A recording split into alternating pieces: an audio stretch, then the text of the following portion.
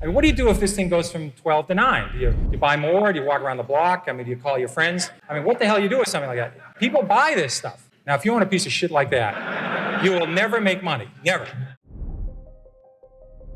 These are the key points that I've been using for 25 years. I think they're true then. I think they're true today. I think they'll be true in 25 years. And I think that's what successful investing is all about. And the first point is know what you own.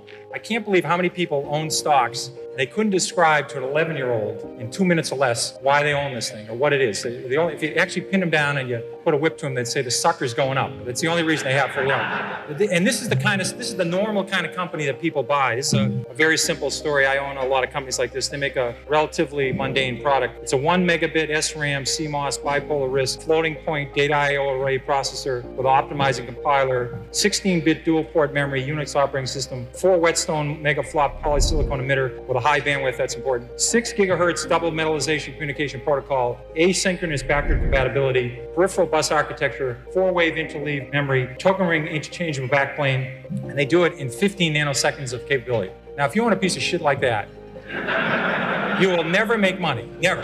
Somebody come with more Whetstones, less Whetstones, big mega flop. I mean, what do you do if this thing goes from 12 to 9? Do you buy more? Do you walk around the block? I mean, do you call your friends? I mean, what the hell do you do with something like that? People buy this stuff.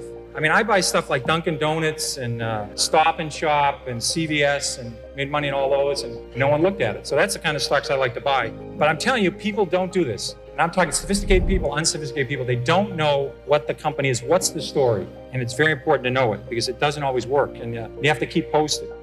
Now, here's a big point. Remember this one. It's futile to predict the economy, interest rates, and stock market. I mean, people keep trying to do this. I mean, this would be useful. I would love to know when we're going to have a recession. I'd love to know when interest rates are going to go up or down. I'd love to know when the stock market's going up. That would be helpful. I would like to get next year's Wall Street Journal. Unfortunately, you don't get it. I remember in 1982, we had 20% prime rate, 15% long governments, double-digit unemployment, double-digit inflation. I don't remember anybody telling me about that in 1980. I remember anybody telling me about that in 1981. But in 83, I remember they said, well, the economy's bounced back. We had a recession in 85. In 85, they said we have a recession in 86. They said for sure we'll have a recession in 88, and they said 89 for sure we'll have a recession. And then 90, we're supposed to have the so-called soft landing, which we never had. So I've always said if you spend 13 minutes a year on economics, you've wasted 10 minutes. All you need to know about the stock market is it goes up and it goes down, and it goes down a lot. And that's all you need to know. Again, it'd be terrific to know what's going to happen in the economy, but I deal with facts. If inventories are going up, if copper prices are going down, if room occupancy is going the wrong way, people building too many hotels,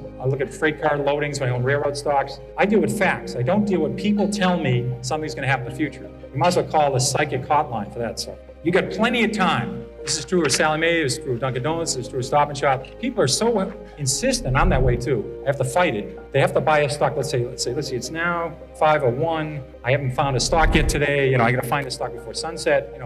You could buy Walmart 10 years after Walmart went public. Let's say you're a very careful investor. You waited. You said, I don't know if this company can make it. You waited for Walmart to roll it out. You could buy Walmart 10 years after they went public and made 30 times your money. 30 times your money. 10 years after they went public, they're only in 15% of the United States. 1.5. They hadn't saturated the 1.5. You could say, well, why can't they go to 17? Why can't they go to 19? I mean, why don't I take a leap of faith here? Why can't they go to 26? All they did for the next 3 decades was roll it out. You could buy Walmart. If the day they went public, you bought it, you would have made 500 times your money. If you waited 10 years in Walmart, you made 30 times your money. You got plenty of time in this business. Here's a good one. It's gone down this much already, it can't go any lower. I remember when Polaroid went from 140 to about 107. People said, if you ever get Polaroid under 100, you got to buy it. You just back up the truck, buy the stock. Stock you get to 110, then rally, fall 103, you go 112, go 105. They said, it gets under 100, buy Polaroid. Polaroid broke 100, people started buying it, and within 9 months, the stock was 18. I saw the same thing with Avon Products. So just saying it's gone down this far, how much lower? I mean, it's crazy, but it can keep going. In fact, I tried this out. Kaiser Industries, I was a new analyst at Fidelity, and we were about to buy the biggest block ever at Kaiser Industries. The stock had gone from 29 to 17. We're about to buy the largest block ever in the history of the American Stock Exchange. We bought, 10 or 15 million shares. At 15 3/4, I said, my God, the stock's gone from 29 to 17. How much lower can it go? We bought this enormous block at 15 3/4. So I called my mother and I said, Mom, I guess stock at Kaiser Industries, it's 10. So about 3 months later, I said, you got to buy this. It's gone from 29 to 10. How much lower can it go? Well, it went to 9, it went to 8, it went to 7, it went to 6, it went to 5, it went to 4. Now, fortunately, this happened very rapidly, or I'd be working at the Stop and Shop bag and behind the line to stay with Fidelity. So fortunately, this was compressed in only about 6 months. So I had to go to the fund manager and say, I was a little bit early on this at 15 3/4. we call this premature in the business.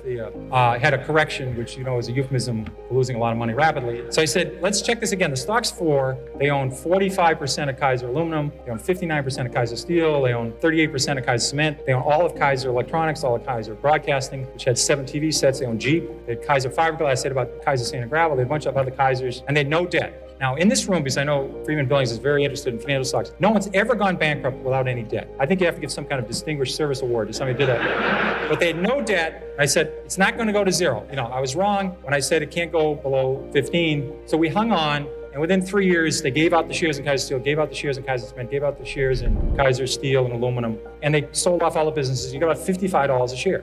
But if you didn't know the story, and the stock went from 15 to 11, and you're just saying, how much lower can it go? When it went to 9, went to 8, you would have gone. So you can't just say it can't go any lower, because I saw Taco Bell go from 14 to 1 in 1974, and they had no debt and making 60 cents a share. There's a corollary to that that's even more dangerous. If it's gone this high already, how can it possibly go higher? Philip Morris, adjusted for splits, sold for 12 cents in 1951. Then it goes to 60 cents in 1961. So it goes up 5-fold, and you say to yourself, how much higher can this go? It's gone up 5-fold. They missed the power of Marlboro. They missed there's 220 countries in the world. They missed the cash flow of the company. They missed everything. This stock was a 100-bagger after going up 5-fold. But people sold it just saying, how much higher can it go? Can't go any higher. They did the same at Home Depot. They did the same with Toys R Us. I did the same thing at Toys R Us. Just saying it can't go any higher, it's gone this much already, that's very dangerous. And don't use that one. It's a very bad thing to do.